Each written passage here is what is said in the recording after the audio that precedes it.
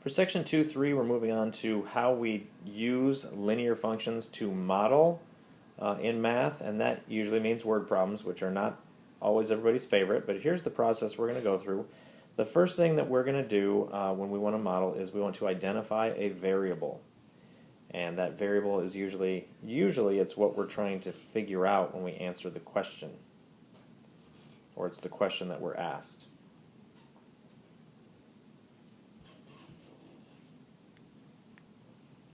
Next, we want to express unknown values in terms of the variable. So that's how we're going to probably label that in the word problem. Then we're going to set up a model, which means when you set up a model, you're talking about making up an equation. And then after that, we will solve the equation and check the solution. And then finally, we're going to give our answer in complete sentences, including units when appropriate. Now, that doesn't really apply to you guys when you're answering these questions on the computer, because it's usually set up that they have the sentence written out, and you just put the number in the appropriate box. For our first example, it says Emily saved up $3,500 for her summer visit to Seattle. She anticipates spending $400 each week on rent, food, and fun. Find and interpret the horizontal intercept and determine a reasonable domain and range for the function. So our first thing we need to do is we want to come up with some variables to use here. A reasonable variable is if we let x be the number of weeks that she's there. So we're going to say x represents the number of weeks. Wow, that's ugly. Hang on, let me fix that up. All right, E-E-K-S, that's what I was going for. X is the number of weeks, and Y will be the amount of money she has left. So we'll say money left. Okay, now in this case, this is a pretty easy one, I think, to get set up, because we know she starts out with $3,500, so before she leaves, she has $3,500. Then what's going to happen is each week she spends, or she estimates that each week she's going to spend $400. So we're going to subtract 400, but we're not doing that just one time. We're doing that for each week that she's gone. So it's going to be minus 400 times x. So that's going to be our model for example 1 that we're going to come up with there. The next thing we want to do is find and interpret the horizontal intercept. So if you remember, the horizontal intercept is the one that is usually the x-intercept. So to find that, we're actually going to plug in a 0 for the y. So we're going to have 0 equals 3,500 minus 400x, and then we want to do the math to solve for x. So first we're going to, if we want to get the x by itself, we need to get rid of this 3,500, so we'll subtract 3,500, and that will give us, let's see if I'm running out of space here, so negative 3,500 equals negative 400, because 400x, because that canceled out. Then we're going to divide by the negative 400 on both sides of our equation. And I'm running out of space there, but we know that's what we're doing. So let's pull that up over here. And we're going to have to use our calculator, so grab your calculators, and what you're going to have is negative 3,500 divided by negative 400. Let me grab my calculator here. And hopefully you're okay plugging that in, but when we do that, we're going to get 8.75. So we get x equals 8.75. So that's our horizontal intercept. We would say it was 8.75 comma 0. Now what does that mean? It means after 8 and 8.75 weeks, 8.75 weeks,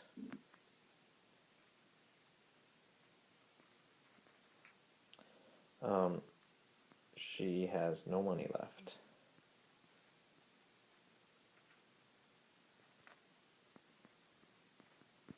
So that is the first part of that question. The next thing we're supposed to do is determine a reasonable domain and range for the function. So the domain, remember those are the x values or the input values. So the domain would be from 0, I guess, if she doesn't go on the trip, until, in this one I would be a little bit flexible on. You could say until 8 weeks, because she doesn't have enough money to make it through the 9th week, or you could probably say 0 to 9, maybe she skimps by a little bit. But that's probably a reasonable domain. She can't really stay a whole lot longer than that, but anything from 0 to 8, or I would accept from 0 to 9. And then for her range, the range is this is the domain. The range is the y values, which is how much money she has. And so, obviously, her lowest amount of money she could have would be 0. We're not going to let her go in the hole. She's not going to be a bad manager of her money. And then the most amount of money that she has is the $3,500 that she saved up to go on her vacation in the first place. So that is that first word problem, domain and range, and also finding and interpreting the horizontal intercept.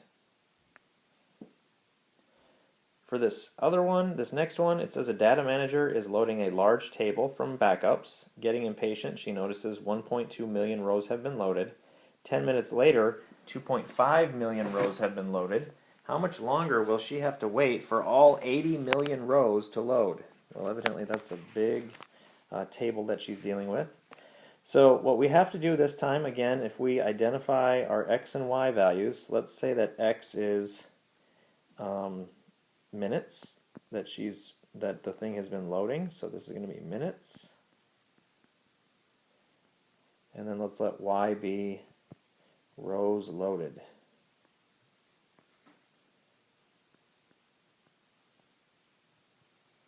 Okay.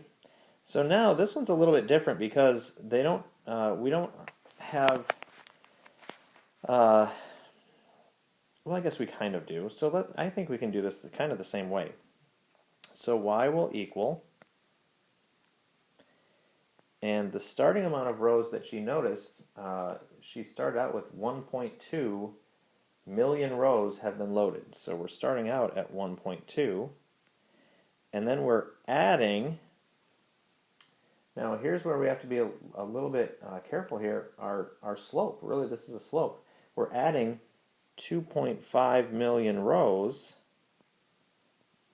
in 10 minutes. And then that would be multiplied times each minute. Now we would probably want to simplify that, so it would be y equals 1.2 plus, if we do 2.5 divided by 10, it's, oh hang on, I just messed that up. So start over. We do have to do it the way I was planning to do it the first time. So what we want to do is we're going to have to identify this as 2 points. So the first point is the 0. After 0 minutes, she's got 1.2 million. The second one is after 10 minutes, it's not that there's 2.5 million more, it's there's a total of 2.5.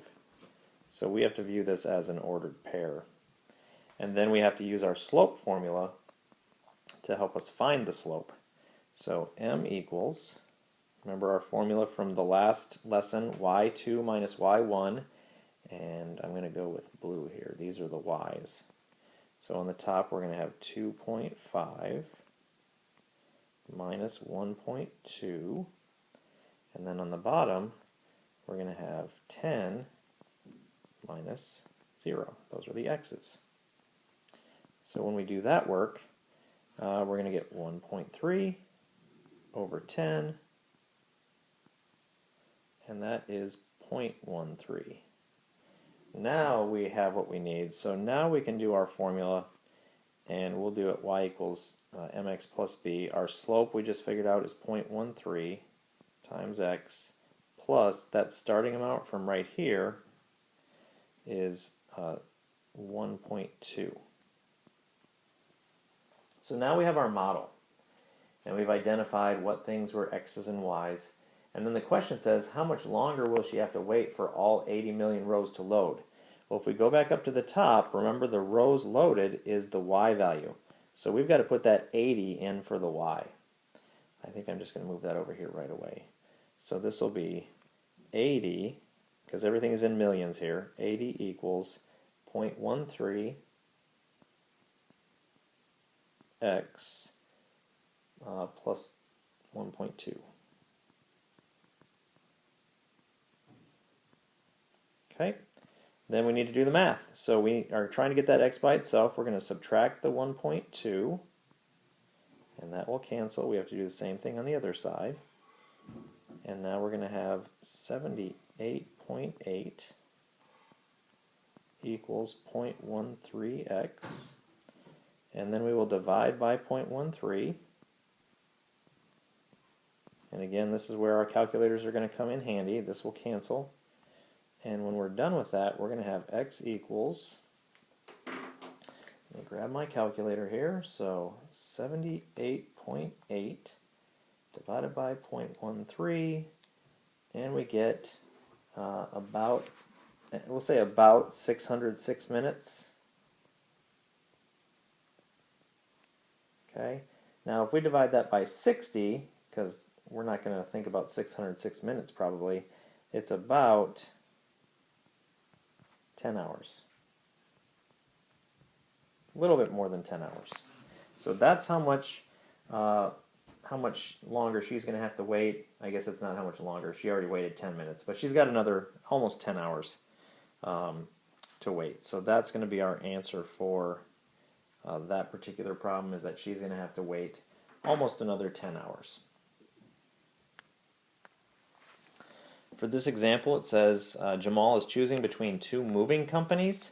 The first, U-Haul, charges an upfront fee of $20 and then 59 cents per mile. And then the second, Budget, charges an upfront fee of $16 and then 63 cents a mile. When will U-Haul be the better choice? Because obviously they're not the better choice at the beginning because they're charging more money up front. So the question is, when will U-Haul be a better choice for Jamal? So again, in this case, let's let X stand for the miles driven, and we'll let Y stand for the cost. And you may want to change your variables to like M and C so that it makes more sense that miles is M and cost is C. But for this case, I'm just going to leave it as X's and Y's. So looking at this, we've got two different equations to deal with here. So notice for the cost on the first one, so for the Y, and I'm going to put a little U down here to represent U-Haul.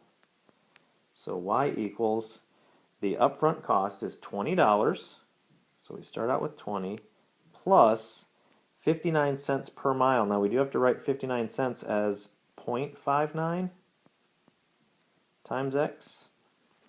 And the other equation for Budget, so I'll put a B down here as our subscript, they charge $16 up front plus an additional 63 cents per mile. So again, 0.63, because we need to deal with this as dollars. Now the question is, and we actually did one like this in the last lesson with a graph, but the question is, when will U-Haul be the better choice? And that means at some point they're going to be equal, and that's what we have to work with, is we have to work with when are these equal? When are the costs going to be the same? So what we're going to do is we're going to take these two equations and set them equal to each other. So 20 plus 0.59x equals 16 plus 0.63x. And the 0 in the front we don't really need, so to save space I'm not writing it right now. But your first step, you want to get the x's on the same side, because we have x's over here on the left and on the right. So I usually try and move or cancel out the smaller one. So I'm going to cancel out this 0.59 by subtracting 0.59x. That's a 9. So this will cancel, and we will have 20 equals 16 plus, and again, if we use our calculators, we should get 0.04x. Next, we want to get rid of the 16, so we're going to subtract 16, and that will cancel, and we get 4 equals 0.04x. And then our last step, we got to cancel out that 0.04.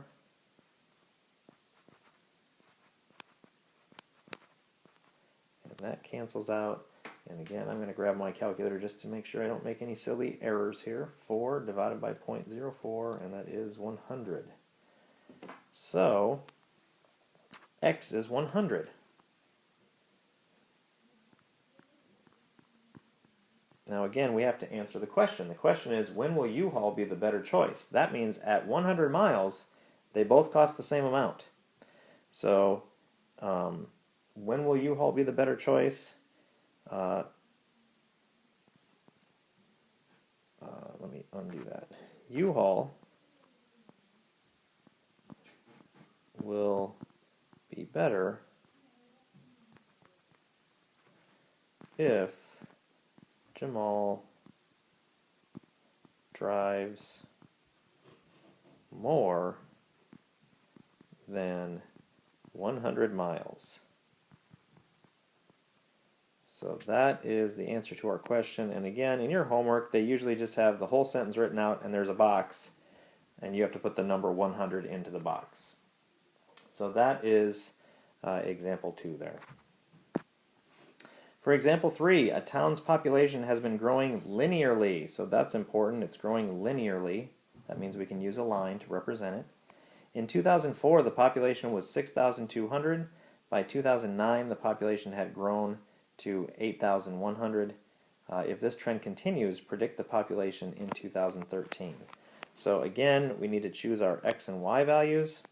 So let's let x be the year, and let's let y be the population.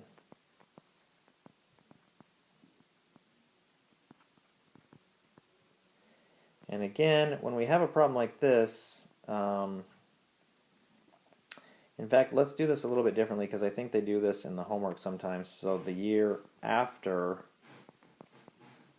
2004, because that's our starting year that they give us. So let's start with that. Now remember, we're going to have to find the slope. We know the starting amount because in the year 2004, which is 0 years after 2004, the population was 6,200. Then what we're going to have to do is use the slope formula to help us find the slope, so the amount of change each year. So again, to do that, we want to think of these as two ordered pairs. The x value would be 0 for the first one with 6,200. The second one in 2009, that is 5 years after 2004, and that's going to be 8,100. So again, our y values go on the top, and we're going to have 8,100 minus 6,200. And then on the bottom, we're going to have our x values, and that's going to be 5 minus 0, which kind of makes sense. It changed that many people in 5 years. So let's do the math. 8,100 minus 6,200. And yes, I am going to cheat with my calculator just to make sure I don't make any silly mistakes. 1,900 over 5, and we divide that, and we get 380. So our slope is 380. Now the question asks us to predict the population in 2001. So we still haven't come up with our equation yet, but here it is. Population will equal, and let's do our slope-intercept form. It's increasing by 380 per year, so 380 times x, plus how many we had to start, which was 6,200. Okay, now the question is asking us to predict the population in 2013. Now we have to be careful. We set this up so that x was the number of years after 2004. So 2013, if you do that little subtraction there, that means x is going to be 9. because it's 9 years after 2004. So we're going to put in a 9 for the x plus 6,200, and this one ends up being fairly easy because we can type that whole thing into our calculators at once usually. So 380 times 9, and let's just hit enter there. It's 3,420 plus 6,200, and we get our answer is 9,620. So that is the estimated population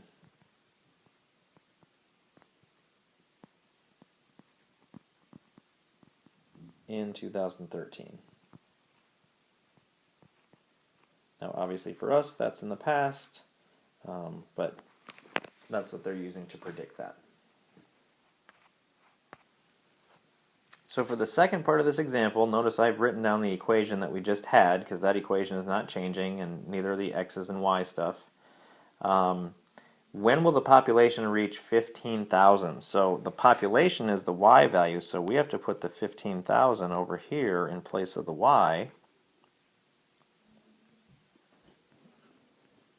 And then we're going to have to do the math to figure that out. So to get that x by itself, the first thing we're going to do is subtract this 6,200. So let me do that. And we get, whoops, I need the right number of zeros there. So that's going to be 8,800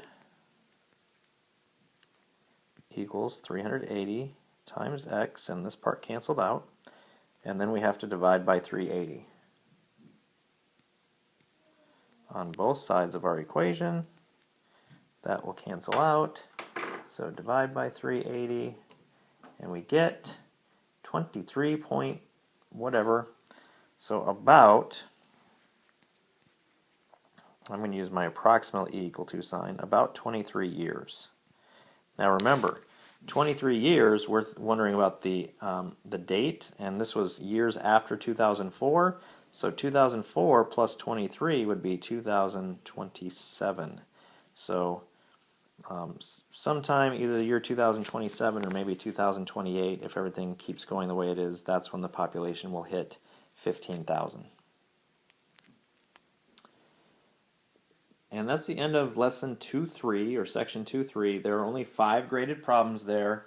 I know those tend to take a little bit longer because of them being word problems, but make sure you get going on those. And again, if you have questions, please make sure that you ask.